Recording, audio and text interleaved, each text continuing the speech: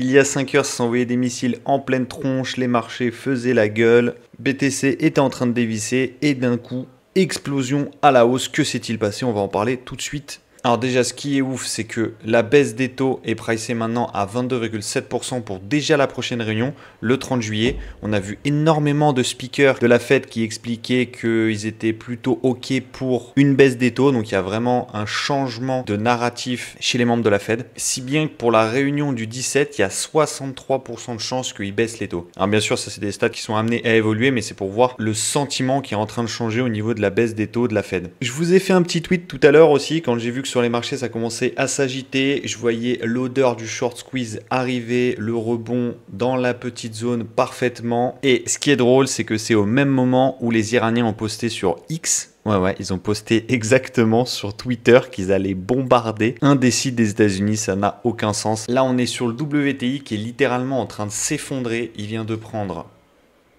hop, moins 11%. Si ça, c'est pas un pricing de la baisse des tensions, je pense que c'est l'élément majeur qui a fait que les marchés ont autant rebondi. Là, je suis sur le BTC en 4 heures. On voit très bien l'énorme short squeeze qu'il y a eu.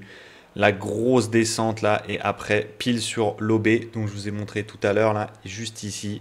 Hop, ravalement, explosion. Et on vient clôturer à 22 heures pile sur l'OB juste ici là. Mais c'est extrêmement positif. En fait, la baisse du pétrole montre que vraiment, il s'est passé quelque chose dont on n'est pas au courant. Mais les gens, vous inquiétez pas, Wall Street, ils sont bien au courant et ils ont shorté le pétrole comme never. Bon, sur ETH, on a eu la même chose, c'est-à-dire un short squeeze, mais on n'est pas revenu comme sur BTC dans ce gros range. Donc, c'est pas encore fini. Il y a encore du chemin sur ETH.